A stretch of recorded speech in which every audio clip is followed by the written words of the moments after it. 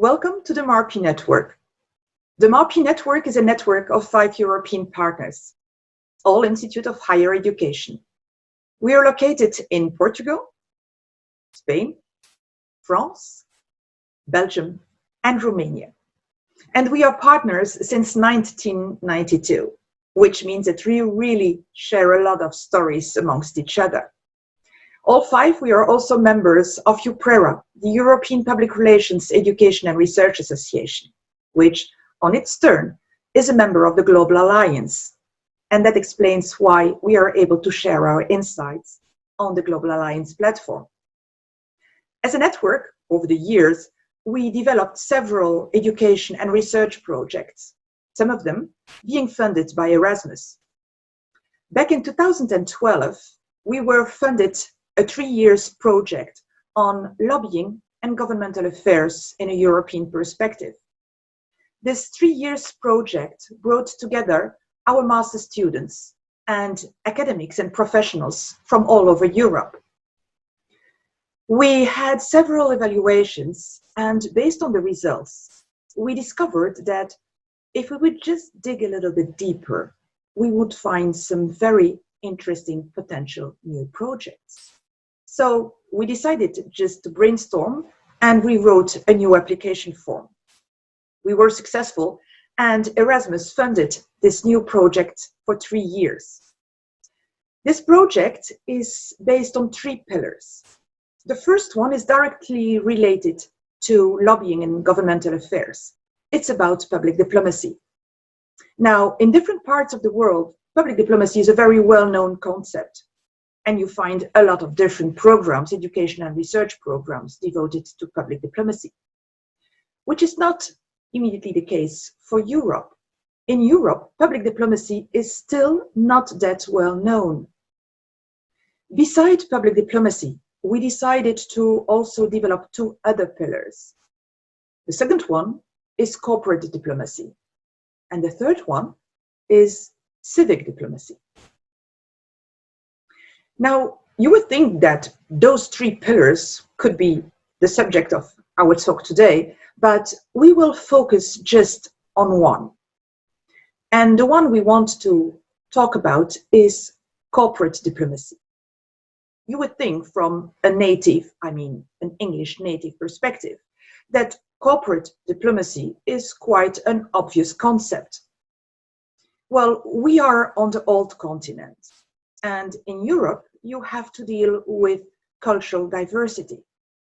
As I told you, we are 5 European partners from 5 different countries, which means that while we have all our own country history, we have our own political developments, and we also have our own language, or in some cases, languages to deal with. So when you develop a new concept, you would wish to just share one common and consensual understanding on that concept in order to develop a body of knowledge, wouldn't you? Well, it's not that easy when you are dealing with all those different perspectives on history and on politics. Because just take, for example, Portugal and or Spain, and on the other hand, Romania.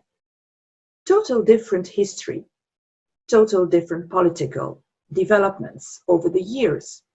And these had a tremendous impact on how corporate linked to diplomacy could be understood.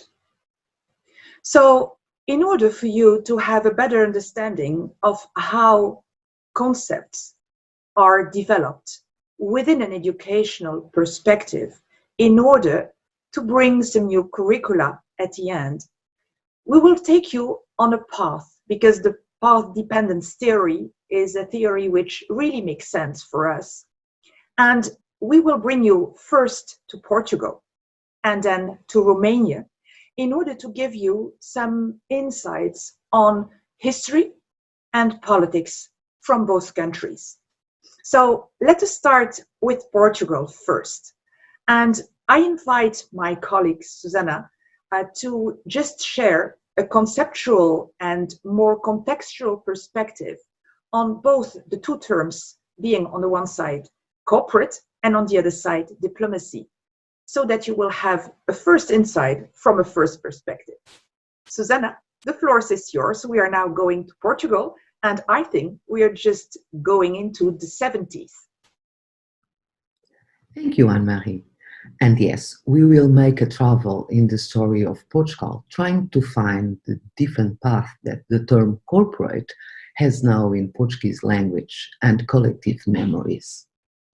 Everybody knows that a language is a live entity, and the meaning of each word also has a social, political, and economic context. So, let's begin by the dictionary meaning of the word corporate. According to Pepe Dictionary, corporate is 1.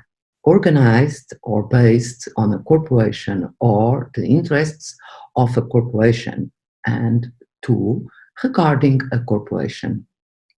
This definition leads us to the question, and what is the definition of corporation? Well, the same dictionary defines corporation as 1. Collectivity subject to the same rule or statute or which government matters of public interests, and 2. Set of people with affinities, namely professional or ideological, that unifies or organize with a goal to common interests. So, the first thing to reflect.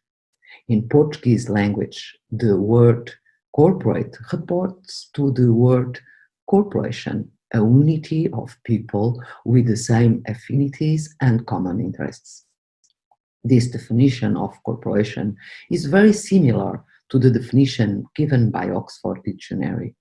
So, and for now, I would say that the term corporation in Portuguese or in English has similar meanings. But if we look the story, we will see the influence of the cultural, the political, and economic contexts in the world. Thus, the Portuguese corporate state was an idea put into practice in the early years of 1930s. Throughout those years, the guidelines for the definition of Estado Novo became known. The National Union was created of a civic political nature as well as other structures to support the regime. In 1950, was created the Ministry of Corporation. According to Dulce Freire, Nuno Estevão Ferreira, and Ana Margarida Rodrigues, during the Estado Novo, 1933 to 1974, a dense network of corporatist institutions which covered the whole Portuguese territory was built. These institutions had various economic, social, and cultural functions and operate in a parallel system connected to the central government. Following the authoritarian political matrix, the Estado Novo ensured tight control over the regular activities of each body. According to the same authors, the corporations were present in the different economic sectors: agriculture, fishing, industry, and trade. Their members were bodies as mandatory guilds, optional guilds, farming guilds, national unions, people's houses and fishermen houses, or federations. Its constitution initiative came from public authorities and by a government decree and had a national geographic scope. In April 1974, when the dictatorship was overthrown, there were about 2,250 organizations spread across different hierarchical levels. The corporate system began to be extinguished and transformed in the month following the Revolution of April 25, 1974. In the early years after the revolution, we assisted to the nationalization of the economic structures. From a corporate system, we turn to corporativism. After the revolution, many cooperatives were built, mainly in the agricultural sector. These were constituted by workers who decide how to run the interests of that class or production sector. We can say that this corporativism, after 1974, intended to constitute a political and economic alternative to capitalism, eliminating the boss and the middleman and granting the worker the ownership of his work instruments and the participation in the results of his own performance. These cooperatives were, from the beginning, an expression of a business nature of the workers' movement. Nowadays, some cooperatives still remain, mostly for wine, milk, and food sectors, and also in some cultural fields, with its own management model and with a legal framework. So, we can say that the connection to the term corporate moved from an authoritarian state corporatism to a corporativism concept, and today to what is called social corporativism, that is a form of tripartite economic corporatism based on the social partnership between the capital and labor interests, involving collective bargaining between employers and unions representatives and government mediate at a national level. Also, the term corporate and the term cooperative have different meanings. Both words usually are connected, as cooperative is also a corporation in the sense that is a collectively subject to the same rule or statute. So, in fact, we can say that the term corporate expresses a common memory connected with an authoritarian state, but also with a socialist ideology, more than a social partnership between the capital and labor interests. Nevertheless, in the Portuguese language, corporate or corporate spirit is commonly synonymous of a relatively closed system with private interests and maintenance of privileges of a certain ideological or professional class. It is very close to the meaning of guild, which is a term that exists in Portuguese language, but which is not in common use.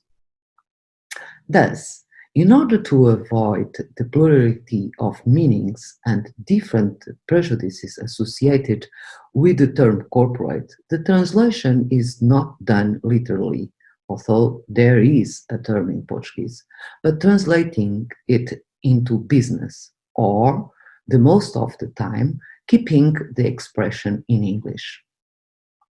These memories associated to the term put us in misunderstandings when it comes to use concepts as corporate communication or corporate diplomacy. In first case, it tends to be replaced by the term public relation or institutional communication. And in the second case, the expression is usually kept in English with a strong connection to business. But as I mentioned earlier, the term corporate in its origin involved business dimensions, but above all, social, cultural, and political dimensions. Thus, and with regard to the concept of corporate diplomacy, understanding it in a way only connected with business makes it very narrow. Choosing an expression as organizational diplomacy is a way to get around the negative connections which some language and cultures associate with the corporate term, but also giving it a broader dimension, allowing to include not only the business world, but also private organizations from the third sector, such as NGOs, social, cultural, political, or other kind of association, or even international organizations. So, Anca, do we have some similar understanding and collective memories and connections with the term corporate? Tell us about the Romanian reality and language. Thank you, Susana. Always hearing about Portugal is very interesting.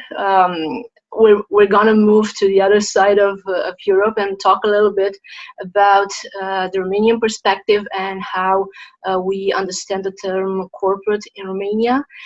We do have some common aspects, but we'll see that actually history shifts the understanding a little bit more. Not just current history, but let's say 50, 60, 70 years ago will have a very strong impact on how we understand corporate, the term corporate. So, looking at the dictionary definitions of corporate, we will see that actually we have a similar understanding. So whenever you look at Romanian language dictionaries now, you will see that the definitions go towards two directions. One is the direction where the term corporate means guild, and it is strongly related to the medieval understanding of the term.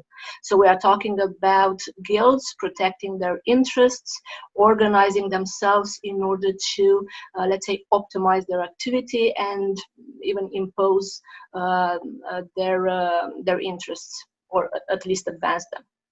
On the other hand, we have a different understanding, a current one. And for Romania, this is strongly impacted by the shift from communism to democracy that took place after the 1989 revolution. So basically, if we look at the second understanding of corporate, we will see that it is strongly related to a United States meaning. It is sometimes actually presented like this in a US understanding or from a US point of view. So the second understanding is that it relates to companies that are traded at a stock exchange, that have shareholders, and basically they are strongly related to business. So this is the second understanding that we have whenever we look at Romanian dictionaries at the term corporate. Now, Susana mentioned, related to Portugal, about let's say memories or negative understanding of the term that comes from the memory of let's say negative government actions. We actually do not have this type of understanding, just because when Romania switched to communism in the 40s, we actually saw let's say the dissipation of any private entity. The state took over. So and it did not use this term, the term corporate. We did have collective structures, but the term corporate wasn't really used, as it did have let's say commercial connotation to it, and through that a market connotation and a private market connotation. So basically at this point it is useful to look at how the term corporate is used in day-by-day life, because in terms of communication practice, that plays a very important role. So at this point, when we talk about corporate, we usually use a family of words in Romanian.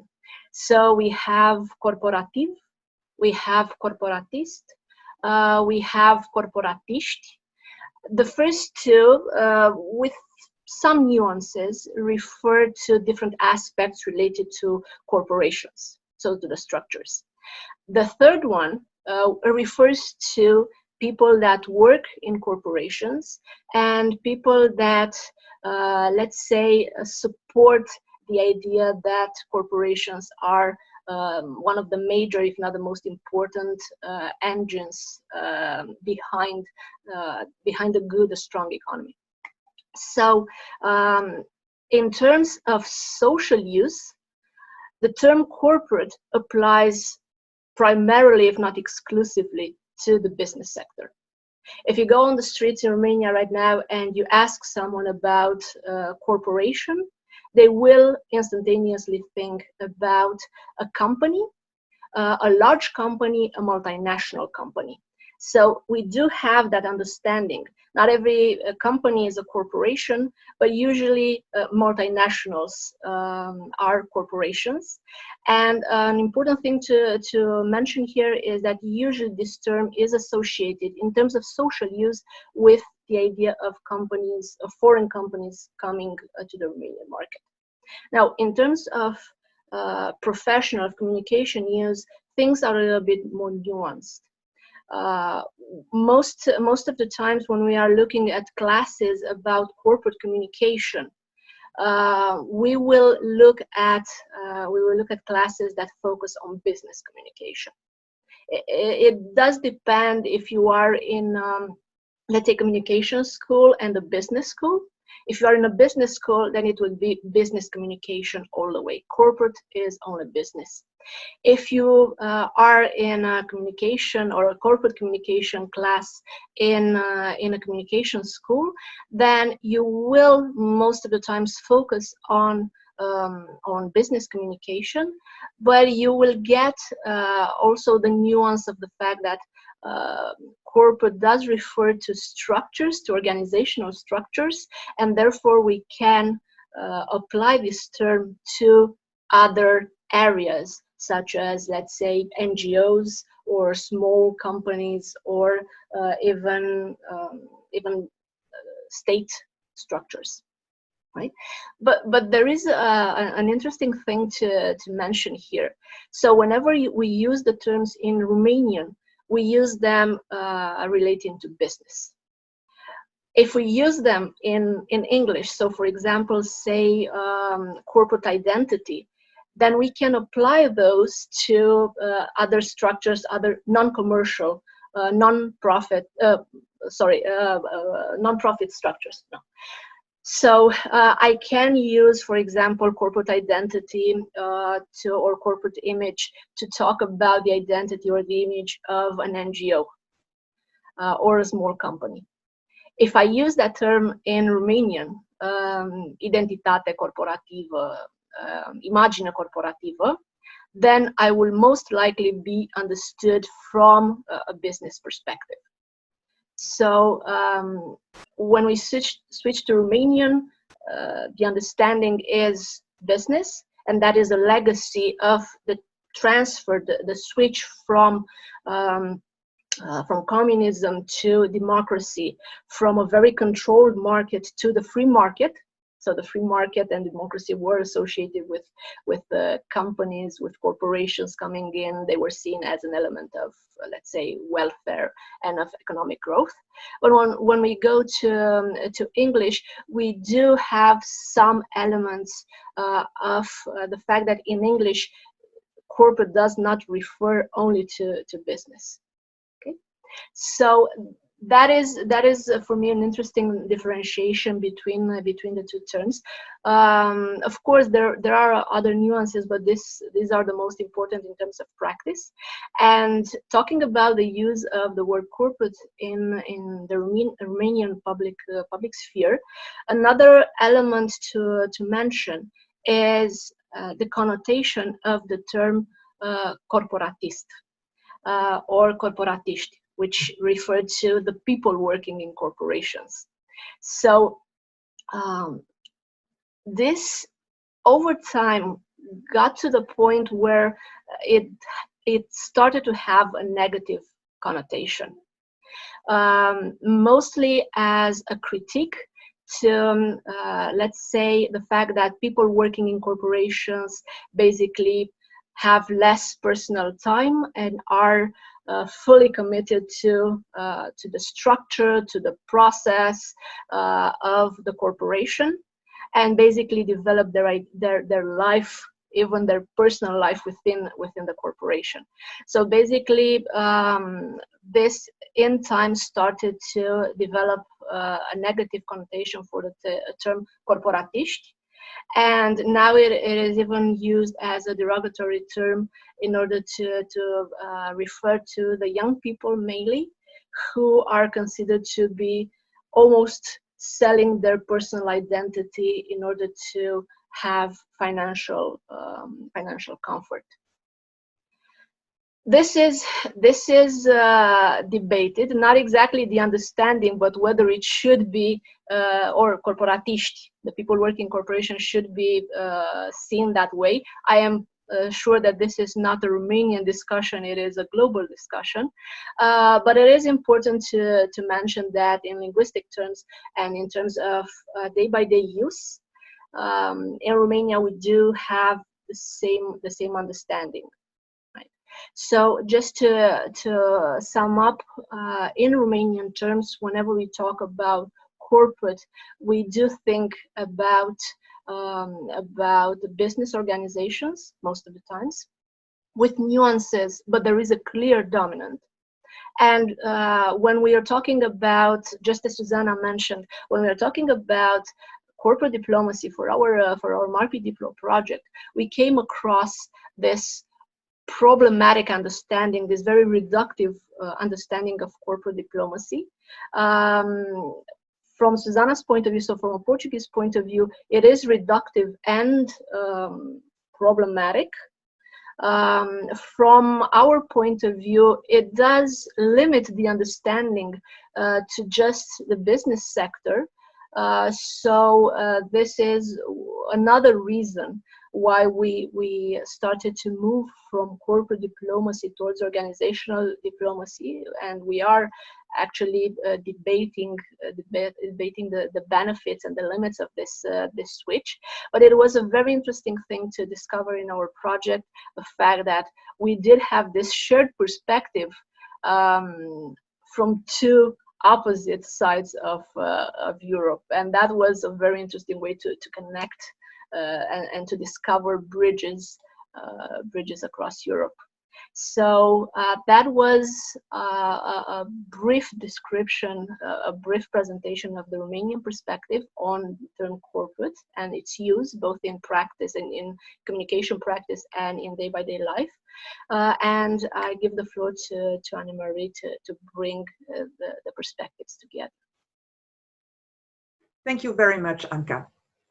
Well, I'm pretty convinced that now it is obvious for all of you who are following us today that when you bring those different perspectives together, history, politics, but also the linguistic perspective, it is quite problematic to find a common ground and to have a consensual understanding of what corporate diplomacy is. As you could understand from those different insights that were shared with you, well, it's quite clear that corporate diplomacy is often understood as linked to profit organizations only, while we also experienced, when we were dealing with these concepts with our master students during our last intensive study program back in November, it had also to deal with non-for-profit organizations. So what we decided to do is just to take a step back and to look to this concept from a communication perspective. So we were able to find a common denominator. And who better than Hélène to disclose the decision that we've taken all together. Thank you, Anne-Marie. Yes, indeed, the word corporate has different definitions and more precisely different connotations in different countries in Europe. However, Our research makes us consider all types of organization, whether they are businesses or non-profit organizations. That is why we are going to continue our work by shifting away from corporate diplomacy to now address the notion of organizational diplomacy. This will help us to reduce the dissonance caused by the use of the word corporate, and this should lead us to refocus on the true essence of the problem. What more does diplomacy bring in addition to communication or public relations? To explore this question together, come and meet us at the next EUPRERA Congress in Pamplona, where we will be hosting a panel discussion. And don't forget to subscribe to our newsletter to keep up with our news and follow the progress of our research. Check our website, marpenetwork.eu, and see you soon on the Marpe Network.